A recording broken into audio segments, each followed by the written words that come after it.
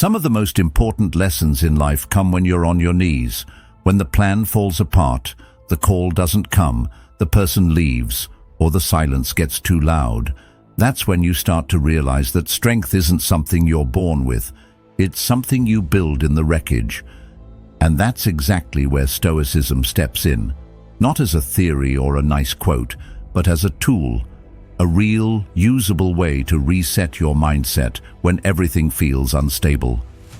We're going to walk through 10 Stoic principles that can help you rebuild from the inside out. Not through hacks or hype, but through calm, grounded wisdom that's lasted for centuries. These aren't abstract ideas. They're practical ways to deal with overthinking, setbacks, emotional exhaustion, and the daily pressure to hold it all together. Whether you're feeling stuck or quietly craving change, what you'll hear today is designed to anchor you, not just inspire you. Because Stoicism isn't about being cold or distant. It's about learning how to stay steady in a chaotic world. It's about having the clarity to act, the discipline to wait, and the strength to let go. If even part of you knows it's time to stop reacting and start responding with intention, then you're exactly where you need to be. And if reflections like this feel honest to you, if they offer even a little clarity, direction, or peace, consider subscribing. It's a simple act, but it shows that you're committed to living with purpose, not just passing through. And that small decision might be the first of many that bring you back to yourself. 1. Listen more than you speak. Do you know why silence feels uncomfortable for most people? It exposes us. But the first Stoic principle teaches us that silence is not a weakness, it's a weapon. In a world obsessed with being heard, learning to listen gives you an edge. When you listen, you learn. When you speak less, you see more. Listening isn't passive. It's one of the strongest acts of self-discipline. And yet, most people rush to fill silence with noise as if quiet itself is a threat. But the Stoics knew better. Epictetus once said, "We have 2 ears and 1 mouth so that we can listen twice as much as we speak." That's not just clever, it's essential, because in silence, truth has room to rise. When you resist the urge to respond, when you allow space between reaction and reply, you gain clarity, and clarity is power. Silence also reveals. It shows you who's at peace with themselves and who isn't. The person who can sit in stillness without fidgeting, without nervously reaching for their phone or raising their voice to dominate the room, that person isn't hiding from themselves. They've met their own thoughts and survived the conversation. In contrast, constant talking often masks insecurity. It's a form of running from reflection, from discomfort, from vulnerability. But silence invites all of that. It slows down the noise and brings you face to face with what's real. That's why it's so hard. And that's also why it's so important. Carl Jung once noted that people will do anything, no matter how absurd, to avoid facing their own soul. And yet the soul speaks loudest in quiet moments. So if you can get comfortable with silence, you're already doing what most people never will. You're turning inward, listening deeply, and building something unshakable inside yourself. This kind of listening doesn't just change how you relate to yourself, it transforms how you relate to others. It teaches you to hear what isn't said, the tone, the hesitation, the silence between the words. That's where real understanding lives. And when people feel truly understood, they open up, they trust. And that's when connection begins. There's strength in that. Socrates said, "The only true wisdom is in knowing you know nothing."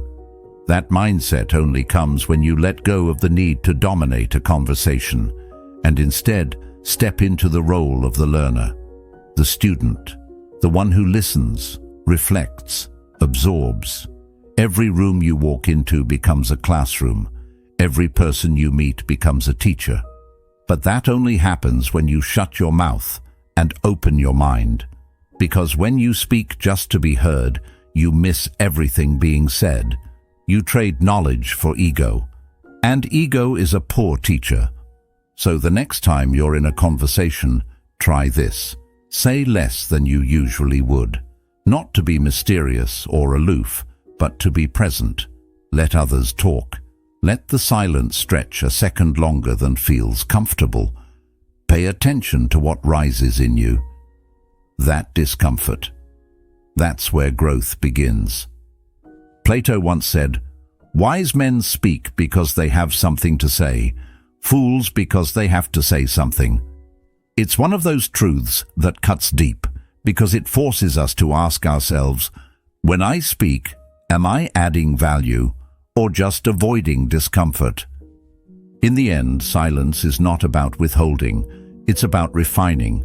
You become more selective with your words and more intentional with your presence, and that's when people start to notice. You walk differently, you listen fully, you carry yourself with quiet strength instead of loud uncertainty. That's what Stoicism gives you, a new relationship with silence, a way to stop reacting and start observing, and in that space between impulse and action, that's where you reclaim your power. 2. Treat every loss as a lesson. What if your setbacks weren't meant to break you but to shape you? Stoicism invites us to see failure not as something to avoid, but as something to embrace. Every mistake reveals where you're not free yet, where your ego, your impatience, or your expectations still rule. But loss teaches, if you let it. And the lesson is often simple, even if it's not easy. You are not your failure. You are the one observing it, the one growing through it. As Carl Jung once said, the most terrifying thing is to accept oneself completely. But that's the beginning of all real strength. When something falls apart, we rush to fix it, or worse, to forget it. We bury the disappointment, avoid the feeling, cover it with distraction or false optimism. But the Stoics took a different path. They didn't see failure as a wall, but as a mirror. It's not there to block you, but to show you what still needs to be seen. Maybe you were too attached to a result. Maybe you were chasing an idea of success that never really belonged to you. In that mirror, you meet your real self, the one who's still learning. That's the quiet brilliance of Stoicism. It doesn't promise comfort. It offers clarity. Seneca wrote, "Difficulties strengthen the mind, as labor does the body. Pain becomes your personal trainer. Not a punishment, but a practice." Each rejection, each dead end, each misstep becomes a kind of spiritual sandpaper, smoothing out the parts of you that still cling to what cannot last. The fear of failure is often just the fear of being exposed, of being seen as not enough. But as Socrates reminds us, the only true wisdom is in knowing you know nothing. And there's freedom in that. Because once you release the need to always win, to always impress, to always be right, you can finally start learning, really learning, without fear, without shame, without the crushing pressure of perfection. Life becomes less about avoiding the fall and more about mastering the recovery. The Stoic doesn't ask, "How do I never fail?" They ask, "What will I become because of this?" And that shift in perspective changes everything. You're no longer a victim of the moment. You're a sculptor, carving meaning from the raw stone of adversity. Plato believed that the measure of a man is what he does with power. But power isn't always dominance or control. Sometimes it's restraint. Sometimes it's humility. Sometimes it's standing back up without applause, without attention, and deciding to move forward anyway. That kind of strength doesn't come from ease. It's earned in silence, in private battles no one sees. So when the next failure comes, and it will, meet it without panic. Let it open you. Let it teach you where your peace is still conditional, Let it remind you that growth doesn't come from things going right. It comes from choosing who you'll be when things go wrong. This is the Stoic path, not the avoidance of suffering, but the transformation of it. And if you're still here, still listening, still reflecting, that says something. You're not just interested in ideas, you're ready for change. That's rare. And if you appreciate this kind of grounded, honest work, there's a simple way to support it. Just hit that subscribe button. That's all. Let's keep growing together. 3. Detach from what you can't control. Freedom begins the moment you stop trying to control what isn't yours. Focus on your response. That's where your power lives. It's a shift that seems simple, almost too quiet to notice, but it changes everything. We spend so much of our lives trying to bend reality to our will. We fight the timing, we fight the outcome. We even fight other people's choices, as if we had the right to decide for them. But Stoicism teaches us that peace doesn't come from getting your way. It comes from learning to let go of what was never yours to manage in the first place. There's a strange kind of suffering that comes from constantly reaching outside yourself. You try to control how others see you. You try to manage what someone thinks, how they feel, what they'll do next. But the more you try to grip the external world, the more it slips right through your fingers. That tension, that anxious grasping, it robs you of your center. You become reactive, exhausted, drained by things you were never meant to carry. And the most painful part? You don't even realize how heavy it's been until you finally put it down. The Stoics weren't emotionless. They were grounded, rooted in what was real, in what they could control, their thoughts, their reactions, their attitude. As Epictetus said, some things are up to us and some things are not. That's it. That's the line. And once you know where that line is, you can stop wasting your strength on storms you can't steer. Carl Jung once wrote, "I am not what happened to me. I am what I choose to become." That's what this principle leads to. Not detachment for its own sake, but a kind of radical responsibility. You're not giving up. You're showing up. Fully. But only where your energy makes a difference. You learn to respond rather than react. To step back and ask, is this mine to hold? And when it's not, you let it go. Not out of indifference, but out of wisdom. And in that space between stimulus and response, something powerful begins to grow. Patience, clarity, a sense of self that doesn't rise and fall with someone else's mood or the chaos of the day. You start to act from values, not impulses. You start to move with intention, not fear. It's the kind of freedom that doesn't need to be loud to be real. Think about how much time we lose trying to rewrite what already happened, or worrying about what hasn't even come. That mental tug-of-war is a trap. Plato said, "The first and greatest victory is to conquer yourself." And self-mastery starts with clarity about what's yours and what's not. You can't control the past, you can't predict the future, but you can stand firmly in the present and choose your next move with purpose. This is the kind of power that doesn't need control over others to feel strong.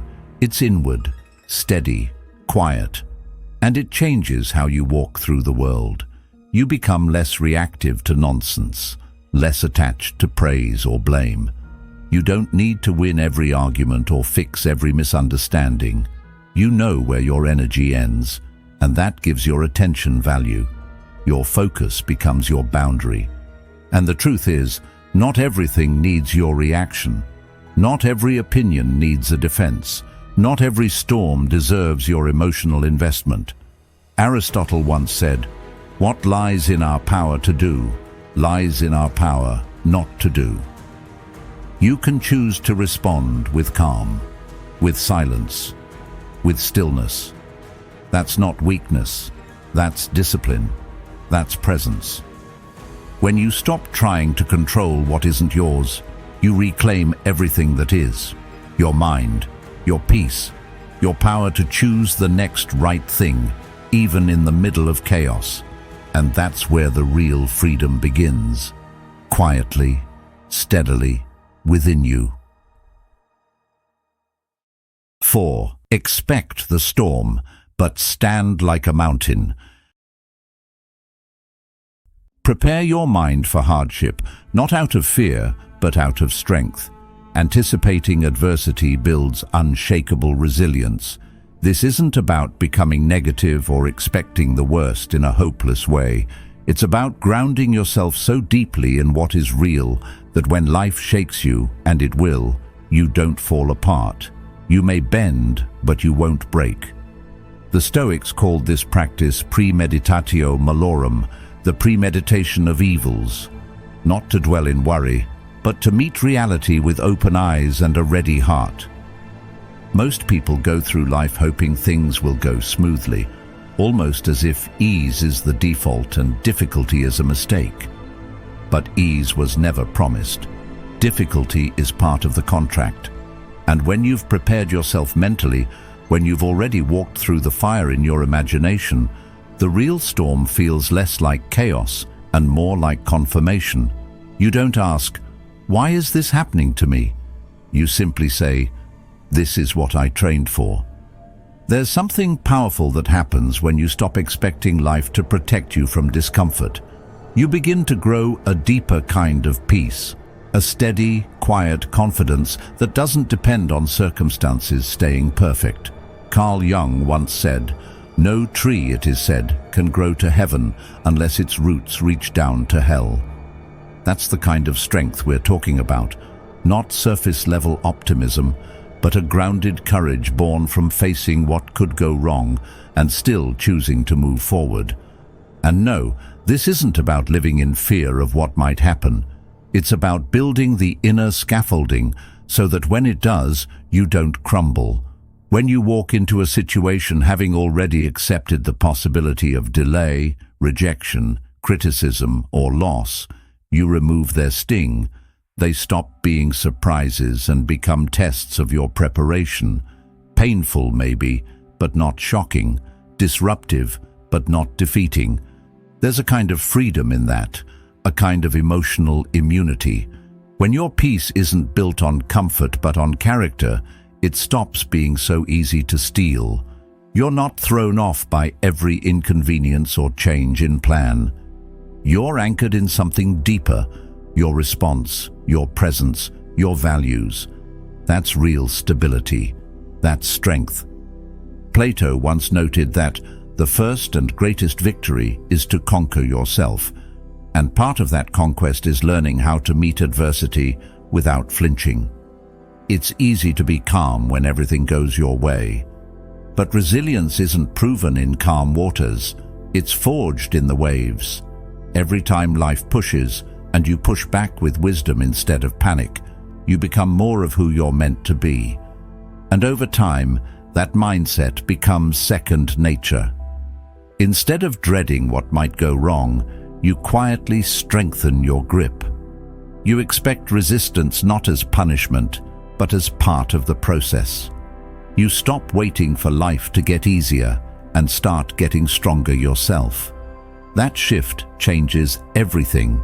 It moves you from a place of reaction to a place of readiness. Socrates taught that the unexamined life is not worth living, and hardship is often the invitation to examine, to slow down, to rethink, to build deeper layers of wisdom you never would have found in comfort. It's not just about surviving the hard times. It's about letting them sharpen your clarity, stretch your limits, and solidify your peace. So you prepare, not because you live in fear, but because you value your future self enough to build them a foundation. You imagine the challenge not to suffer in advance, but to suffer less when the moment comes. That's the Stoic way. That's how you stay calm when the world around you isn't. Because the preparation happened long before the pressure. And that inner strength, that's yours now, and no one can take it from you. 5. Choose simplicity over chaos. A cluttered life creates a cluttered mind. Strip away what doesn't matter. What remains is clarity.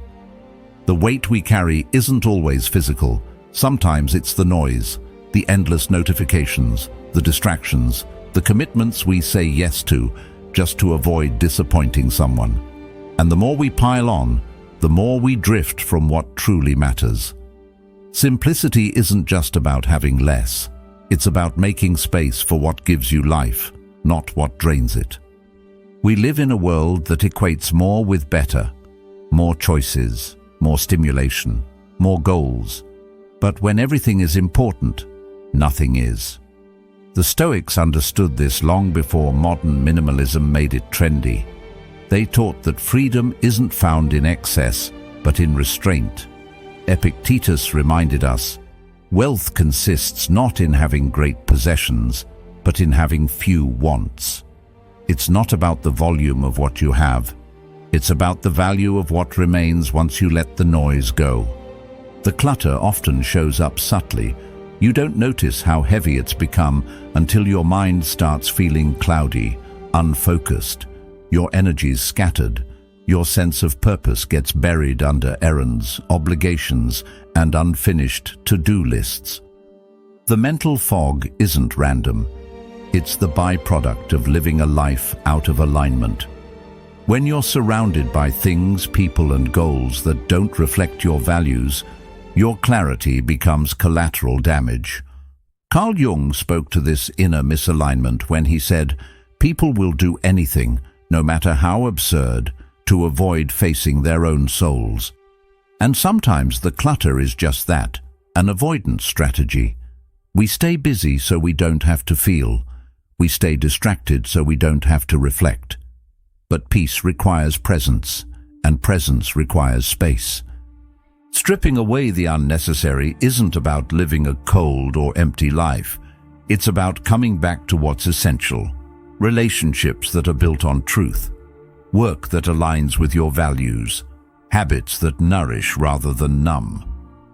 When you clear away what doesn't serve you, what's left is often exactly what you've been searching for. Stillness, focus, and a quiet confidence in your next step.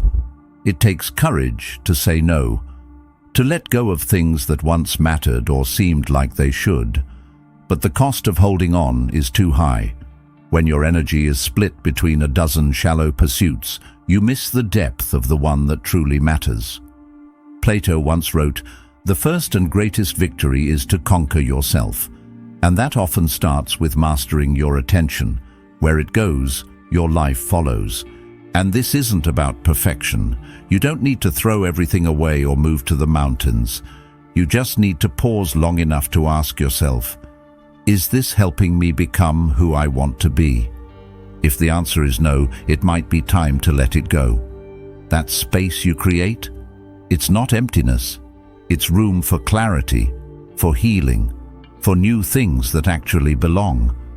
The more you practice simplicity, the more you'll notice something powerful. Your thoughts become clearer, your choices more deliberate. You don't get pulled in every direction. You don't need to explain yourself as much. You start to trust your own pace. That quiet inner knowing, that's what simplicity gives you. And it's worth far more than whatever you had to let go. Because when the distractions fall away, what's left isn't lack, it's truth. And that's more than enough to build a meaningful life on. 6. Value progress over perfection.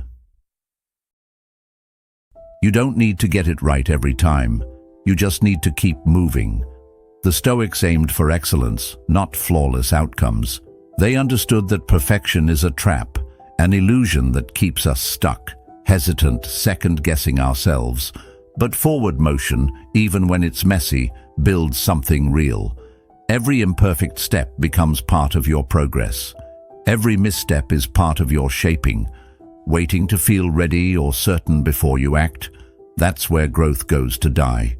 We hold ourselves hostage to this idea that if something isn't perfect, it's not worth doing. But progress has never been about getting it all right. It's about becoming more honest with yourself, doing your best, then doing better next time. As Aristotle once said, we are what we repeatedly do. Excellence, then, is not an act, but a habit. It's in the showing up, not in the showing off. You build your character in the repetition, in the quiet, ordinary days when nobody's watching. Mistakes aren't failures of identity. They're markers of effort, signs that you're in motion. The Stoics never chased praise or results. They measured their lives by intention and effort, by the question, did I act in alignment with my values today? And if the answer was no, they didn't spiral into shame. They adjusted. They kept going. Because that's what a meaningful life asks of you. Not perfection, but presence. Carl Jung said, the most intense conflicts, if overcome, leave behind a sense of security and calm that is not easily disturbed. That security doesn't come from a flawless track record. It comes from knowing you've been through enough to keep going even when you stumble. You've felt doubt, failure, criticism, and you kept showing up. That builds something inside you that no one can take away. There's a quiet freedom in letting go of the need to impress. You don't have to perform your worth. You just have to keep aligning your actions with your principles moment by moment. And that might mean doing things imperfectly. It might mean starting when you're uncertain. But the point is to keep walking, to choose effort over ego, to keep building the life you want with the tools you have, even if your hands shake a little. Plato once said, never discourage anyone who continually makes progress, no matter how slow. That applies to you too. Stop measuring your journey by how fast you get there. Start noticing how far you've come, how much you've learned, how you keep showing up when it's hard. The strength is in the movement, not the outcome. Because when you aim for perfection, you never begin. But when you aim for growth, every moment becomes useful. Every day becomes a new chance. And little by little, you become someone resilient, someone focused, someone who doesn't quit when things get hard. The Stoics didn't pretend to be above error. They expected it. But they didn't sit in their mistakes. They moved through them. That's the difference between feeling stuck and feeling alive. So no, you don't need to get it right every time. You just need to keep moving, keep growing, keep becoming. That's where the power is. That's where you'll find your way. 7. Live by your principles, not people's opinions. You weren't born to chase approval. Integrity is doing what's right, even when it's not seen, praised, or rewarded. It's choosing the harder path because it's the honest one. It's staying true to your values in silence when no applause is coming, and no one is watching to pat you on the back. And that's what makes it powerful.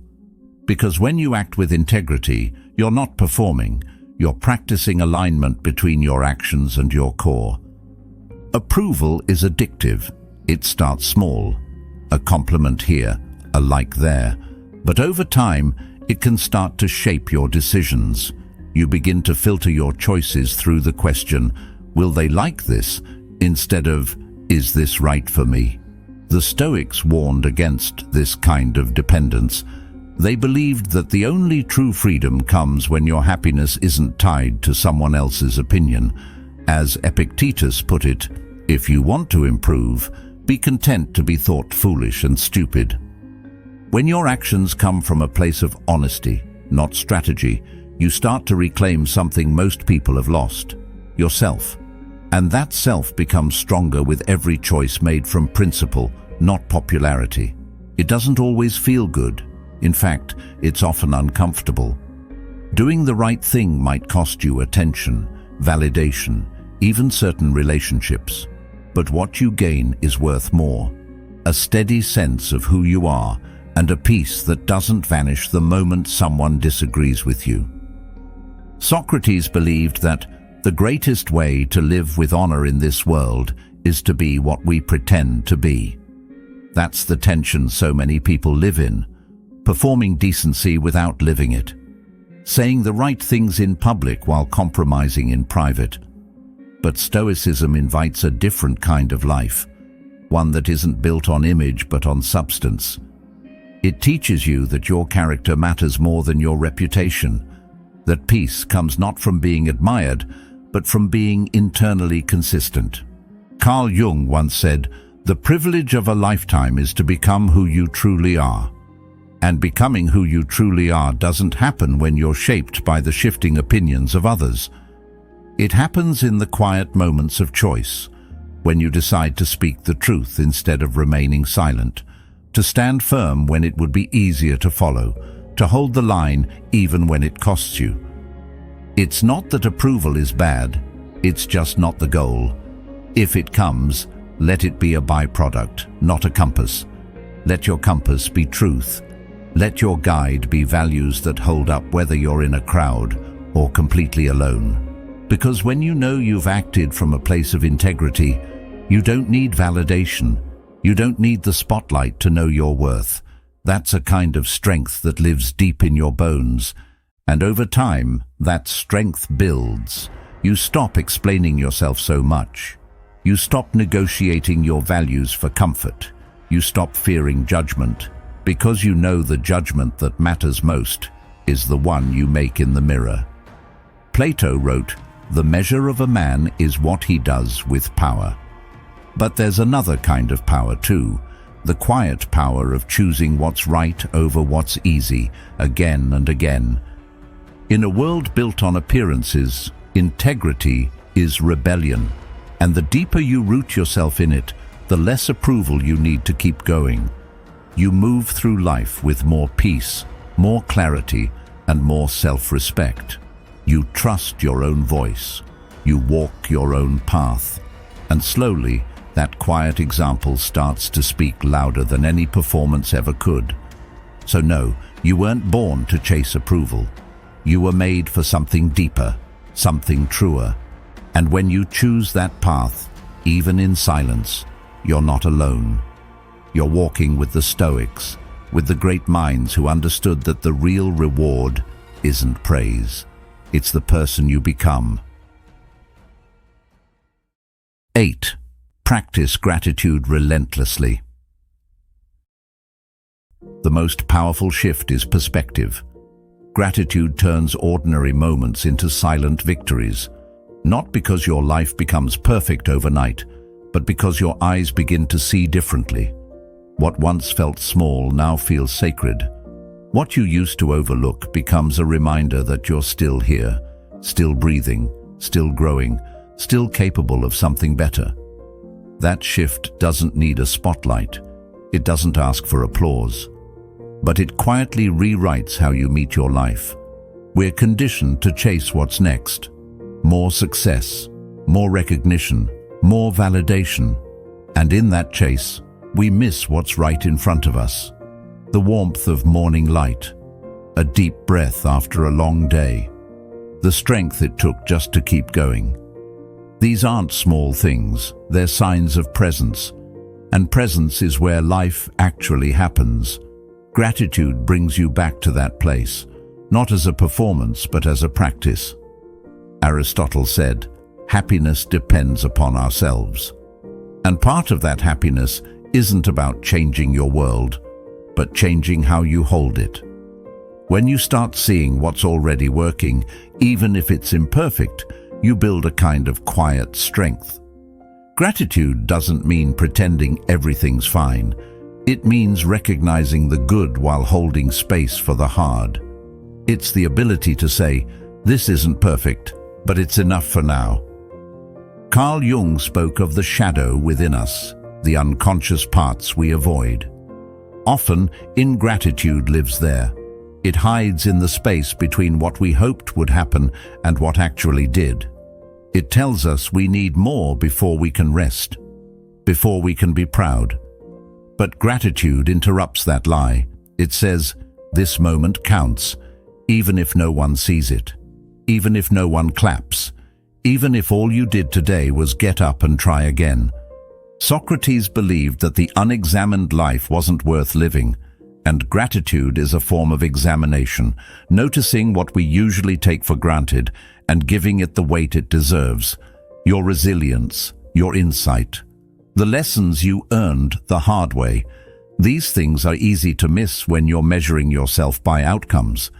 But the Stoics remind us, value is found in the process, not the prize.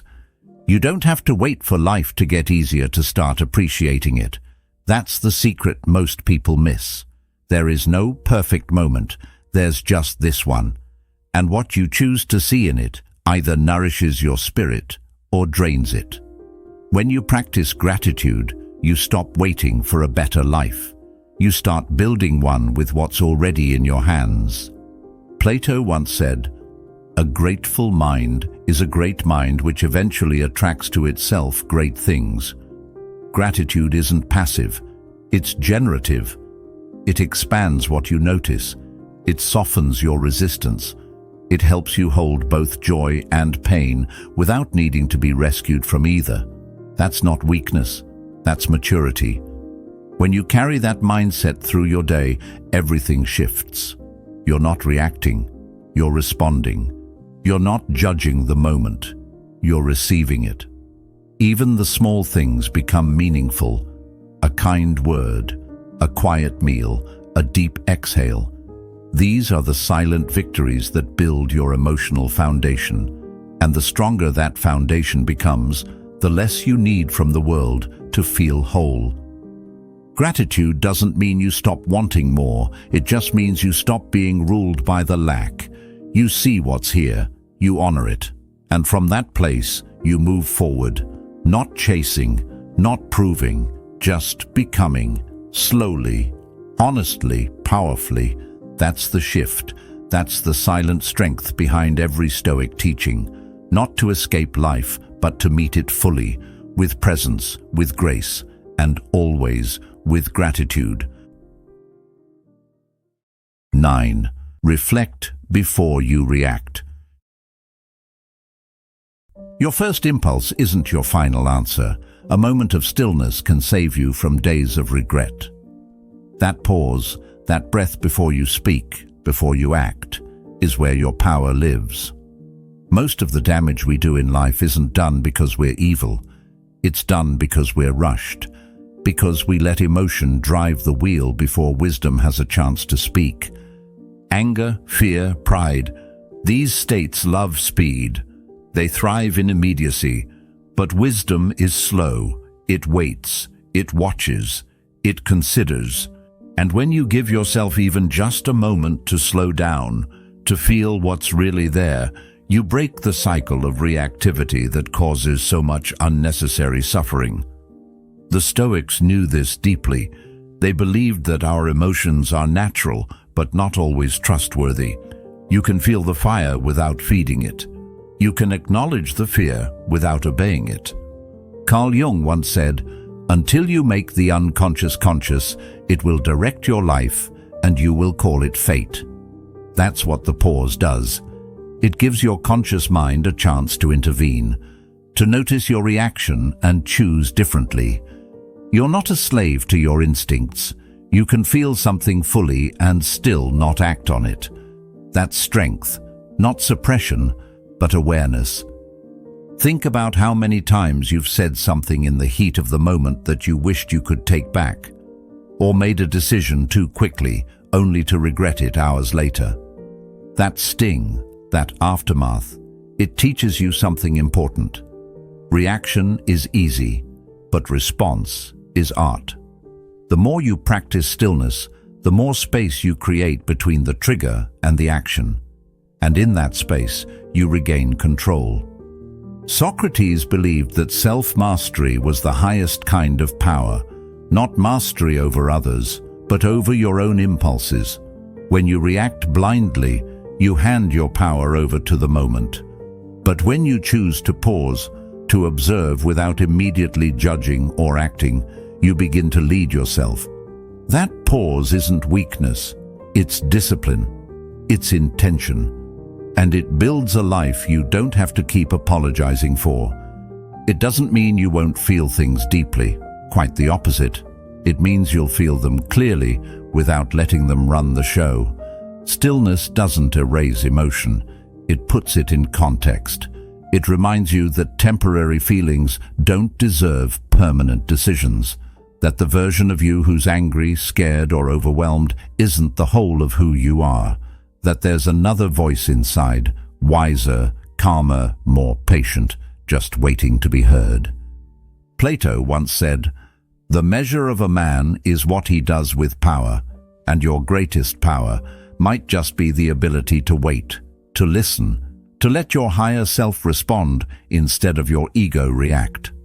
This kind of restraint doesn't make you passive, it makes you deliberate, and deliberate people build lives with far fewer regrets. Over time, that stillness becomes a habit. You start to trust it. You know that you don't have to jump on every thought, every feeling, every urge. You can let them pass through, like weather. You start to notice how many storms you avoid simply by staying still a little longer, how many battles you win by not swinging back, how much peace you protect by just breathing, reflecting, and choosing wisely. And that's the heart of Stoicism, not to become cold, but to become clear, to act with purpose instead of impulse, to lead yourself before you try to lead anyone else. Because your first impulse isn't your final answer, and the moment you remember that, you've already won. 10th, let virtue be the goal, not comfort. Courage, temperance, justice, and wisdom, these are the real goals. Comfort fades, character lasts. When life presses in and the noise of convenience tries to seduce you, it's these inner virtues that quietly hold the line. They don't always feel good. They don't offer instant gratification, but they leave behind something far more valuable than ease. They leave behind strength. We've been taught to chase comfort, to avoid struggle, to reach for what's soft, fast, and easy. But when you build your life around comfort, you build it on sand. It shifts under your feet the moment life changes. The Stoics taught something radically different, that real freedom comes from within, that it's better to train the soul than to pamper the body, that the self is not built in pleasure, but in pressure. Aristotle believed that the highest good for a human being is not pleasure, but eudaimonia, a life of flourishing grounded in virtue. Courage, for instance, doesn't show up when things are easy. It rises when fear is loud and you choose to move forward anyway. It's not the absence of fear, but the refusal to be owned by it. Every time you choose courage over avoidance, you reinforce the structure of who you are. Temperance is another form of strength, though it's quieter. It shows up in your ability to pause, to resist, to not need more just because more is available. In a culture that thrives on overstimulation and overconsumption, temperance is rebellion. It protects your energy, it keeps your mind clear, and it teaches you how to be satisfied without being sedated. Justice is broader than punishment. It's about fairness. It's the commitment to act rightly, even when it's inconvenient. It means treating people with dignity, whether they can return the favor or not. Plato once said that justice in the soul is when each part of a person does what it's meant to do in harmony. So when your actions align with your values, when your thoughts, words, and choices move as one, that's justice on the inside. And that kind of integrity cannot be bought. Wisdom isn't just knowledge, it's applied understanding. It's learning from experience and allowing that knowledge to shape your behavior. Carl Jung reminded us that wisdom is not a product of schooling, but of the lifelong attempt to acquire it. You don't become wise by being clever. You become wise by paying attention, especially to your own failures. Wisdom asks, what have you learned? And more importantly, are you using it? Comfort, on the other hand, is fleeting. It feels good in the moment, but it doesn't build you. It's the warm bed you don't want to leave, the opinion you're too afraid to speak, the boundary you let slide because it's easier. But every time you choose ease over effort, you trade a piece of your future self for a few moments of relief. And over time, that trade adds up. Socrates believed that the unexamined life is not worth living. And part of that examination is asking whether you're building your character or just protecting your comfort. Because one leads you to growth, the other keeps you exactly where you are. It's not that comfort is wrong, but it can't be the goal. Because when the world shifts, as it always does, it's not comfort that keeps you steady, it's character. The Stoics aimed for arete, or excellence, not in achievements, but in being. To them, every day was a chance to practice these virtues, to test them, to refine them. You don't need applause for living this way. In fact, you may get the opposite, but the reward is internal.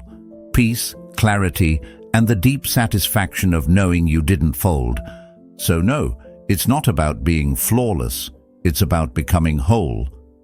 And the path to that isn't lined with cushions, it's carved by courage, guided by wisdom, disciplined by temperance, and held accountable by justice. That's the life that holds steady in chaos. That's the kind of life that lasts. The world may praise comfort, but your soul was built for something deeper. In a life filled with noise and temptation, choosing character over ease is the quiet revolution that changes everything. And every time you live by that choice, even in the smallest ways, you reclaim your power. Thank you for being here, part of Stoic Journal, where strength is practiced, not performed. If this spoke to something in you, there's another video waiting on the screen right now that might go even deeper. And when you're ready, we'll be